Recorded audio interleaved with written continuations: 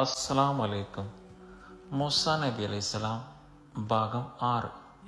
ഫറോവയും കിങ്കരന്മാരും മൂസാ നബിയെ വകവരുത്താൻ ദൃഢനിശ്ചയം ചെയ്തിരിക്കുകയാണ്. അത് ഇസ്രായേൽ ജനതയിൽപ്പെട്ട ഒരാൾ അറിയുകയും മൂസാ നബിയെ വിവരം അറിയിക്കുകയും ചെയ്തു. നാടുവിടാൻ മൂസാ നബി അലൈഹിസ്സലാം തീരുമാനിച്ചു. അള്ളാഹുലേക്ക് കൈകൾ ഉയർത്തിക്കൊണ്ട് മൂസാ നബി അലൈഹിസ്സലാം പ്രാർത്ഥിച്ചു. അള്ളാഹുവേ, എന്നെ അക്രമികളിൽ നിന്ന് കാത്തുരക്ഷിക്കണമേ.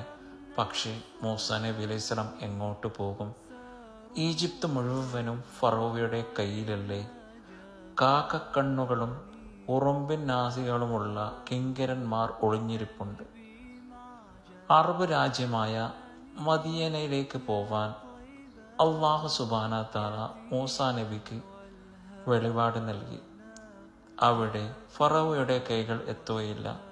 മദിയൻ ഒരു മരുപ്രദേശമാണ്. നാഗരികത തൊട്ട് നീണ്ടാത്ത ഗ്രാമങ്ങൾ ആണ് അവിടെ. ഫറോവയുടെ ഭരണം അവിടെയില്ല.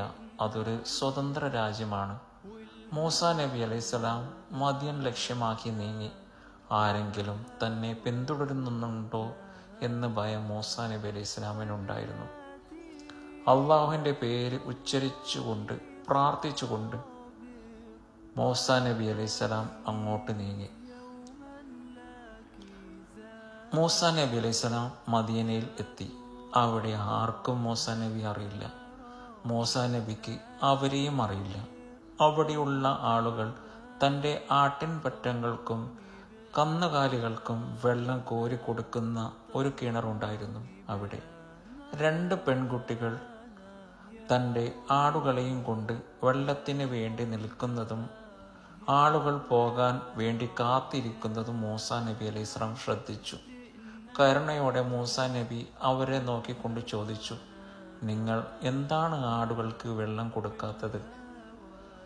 അതിന് മറുപടിയായി അതിലൊരു പെൺകുട്ടി പറഞ്ഞു, ഞങ്ങൾ ബലഹീനരും അവർ ശക്തന്മാരുമാണ്. അവർ പോകാതെ ഞങ്ങൾക്ക് വെള്ളം എടുക്കാൻ ആവില്ല. അവർ ആണുങ്ങളും ഞങ്ങൾ പെണ്ണുങ്ങളുമാണ്. ഞങ്ങൾക്ക് വീട്ടിൽ വൃദ്ധനായ ഒരു പിതാവ് മാത്രമേ ഉള്ളൂ. അത് കേട്ടപ്പോൾ മൂസാ നബി അലൈഹിസ്സലാം അവരോട് അലിവ് തോന്നി.